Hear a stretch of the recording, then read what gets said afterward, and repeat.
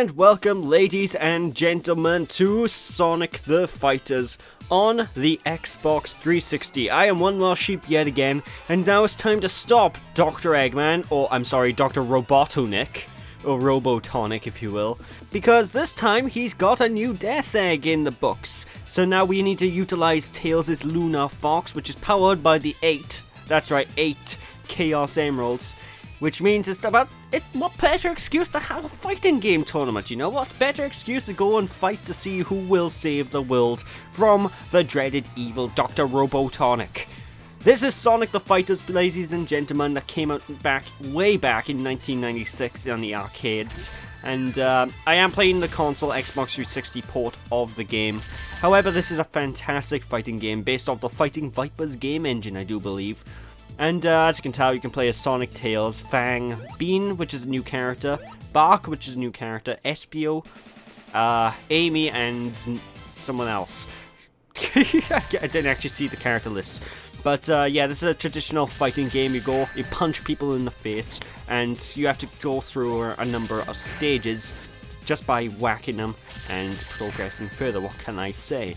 But yeah, like I said, traditional fighting game where you have your usual punch attack, you have your kick attack, and you can do character-specific combos and moves, including heavy attacks. And if you're playing as Sonic, for example, you can do things like the spin jump and the spin dashes attacks. And it's a very, very, very fun fighting game, and it's actually quite challenging to get into initially for the arcade mode, but trust me, playing this with friends it's a riot. It's absolutely great fun with friends. It's a great laugh. It's a fantastic game. And I'm surprised it took so long to actually be released on the console. Because remember, this came out back in 1996. Technically, this is the first 3D polygonal Sonic game ever made. You know, the first time Sonic's been in 3D. And I'm gonna be perfectly honest, these character models, they have aged very well. I mean, obviously they're blocky and it's a 1996 game, but you know, considering the fact it's a game from 1996, it just looks really well. It's aged unbelievably well. I would argue this is aged better than Sonic Adventure graphically. Now, Sonic Adventure was a year 98 game. It came out a number of years after this. Although Sonic Adventure has a beat in a number of aspects in terms of lighting and what have you, but that's beside the point, you know, those are different effects. Just in terms of the raw visual design, this game looks stunning. And, like I said, you have your standard kick attack, you have your standard punch attack, and the key is basically punching enemies until the health bar goes to 0, or kicking them until the health bar goes to 0. And as you can tell at the bottom left and bottom right of the screen, there is actually a barrier bar. Now, the barrier bar is your blocking. You have barriers that you use up by holding down the block button. And as you get attacked, those barriers will eventually go away, and during the later fights in this game, you'll find enemies using the barrier and blocking a lot, because it is honestly a good way to stop damage being inflicted on them, because if you're using a barrier, if you're blocking, it takes a full-blown combo to get through that barrier, you know? Unless, of course, you use the spin dash, you can break like 3 to 4 barriers in a single charge, but yeah, I never think about that. I always forget the spin dash can do that. But yeah, you can use the barriers to block, and if you press, I always forget the button combination. It's been months since I last recorded this. But if you press block and the punch button at the same time while holding back, I do believe you can actually activate a hyper mode at the cost of one of your barriers. And this hyper mode will basically cause you to go all sparkly, and you can just continuously punch people in the face or continuously kick them in the face. And it's so fantastic. Hey, Mushroom Hill Zone! I didn't think I'd be here again. But yeah, during the course of this playthrough, this is a straight up arcade run through, and I am playing as Sonic. And as you can tell, I'm not really doing too much variety with my attacks, at least for the most part, and that's primarily because I find that when fighting the AI, it's usually smarter to just mash the A button, mash the punch button, because that's the only... It drains the health the quickest, you know, I've felt. Now, when you're against normal, real players, you know, just mashing the attack button suicide. But trust me, it's recommended against the AI, because the AI is surprisingly difficult. It's very dickish in terms of fighting them, you know, folks. Like, I am convinced there is actually a difficulty select in the Xbox Live version of the game. I'm convinced the difficulty select doesn't do anything. Because I could play it on easy, I could play it on normal, and I could play it on hard. And the enemy AI just seems to be exactly the same every single time. So, I don't know, I think the difficulty is broken. But you might be noticing that we are collecting Chaos Emeralds every time we beat these mooks. Well, basically our goal is to collect all 8 Chaos Emeralds. Why is there 8?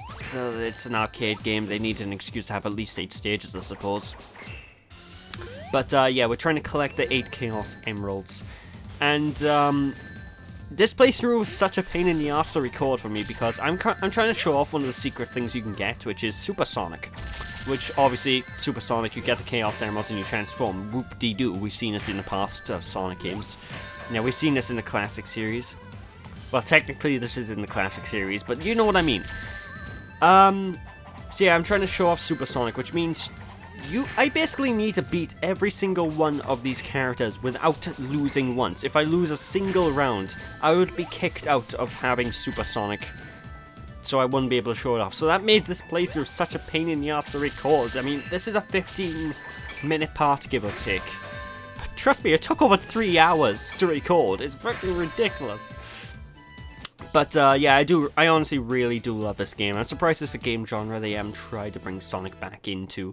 And I especially love all especially love the art design whenever you punch people in the face, because it has that sort of classic Western cartoon Looney Tunes style of animation where if you punch someone, their body will elongate and stretch and be molded depending on how you hit them. For example, if he just hit me with a pop gun and it shot me upwards, but my neck extended, you know.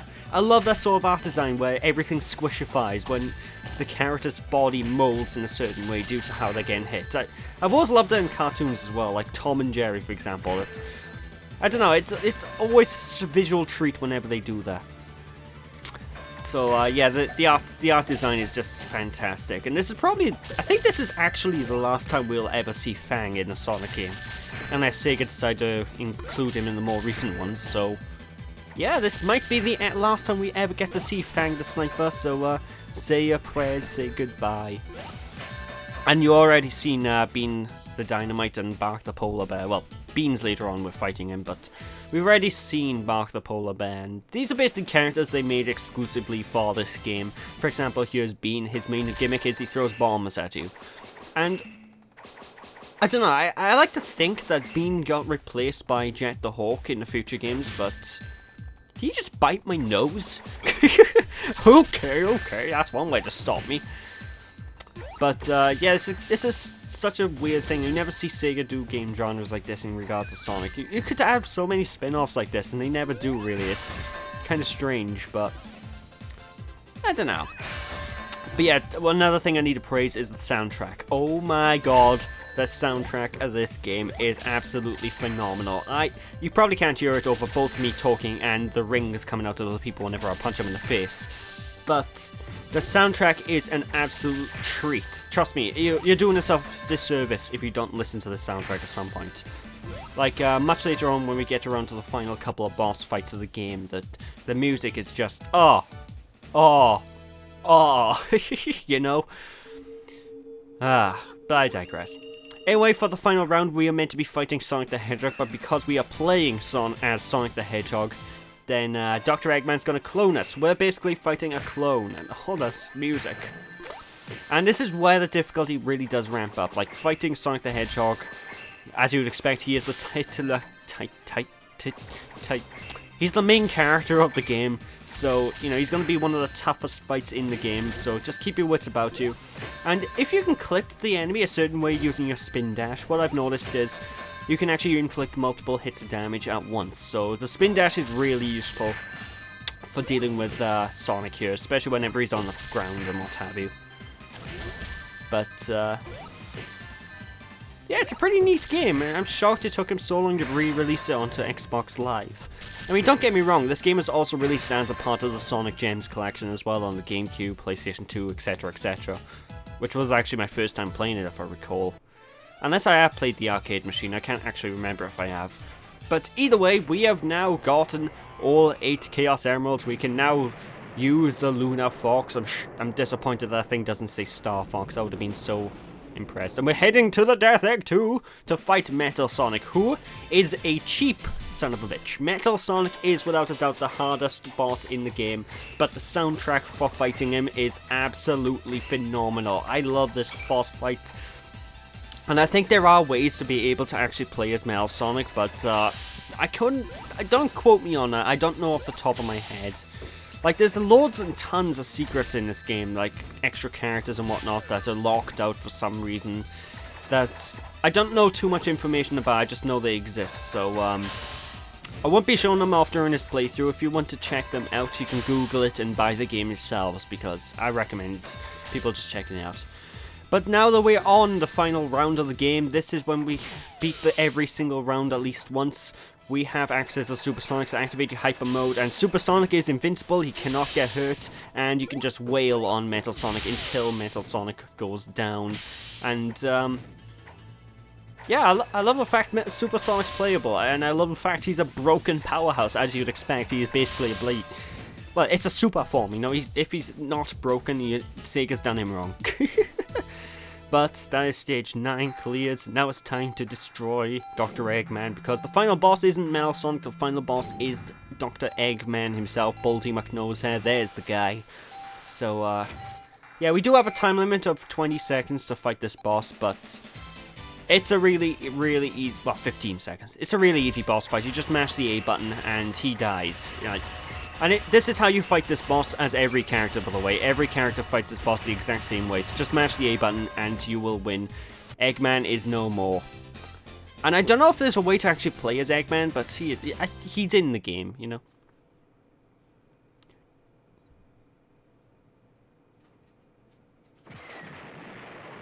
Look at those beautiful explosion graphics. My spikes are clipping through the dome. That's gonna let all the air out.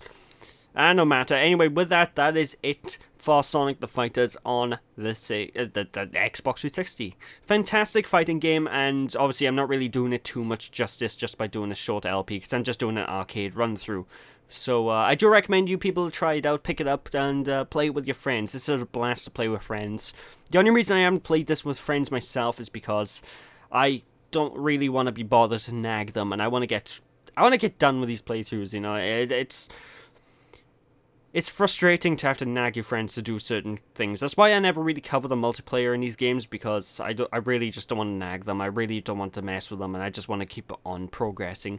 But yeah, fantastic game. So enjoy this montage of our victories in the credit sequence, and that's it for this LP, folks. So thank you all for watching. Hope you all enjoyed. Don't be sheepish, people. Now catch you all next time when we take on Sonic 3D Blast on the Sega Saturn. So yeah, thanks for watching. See you after. Don't be sheepish. Thanks for watching. Bye!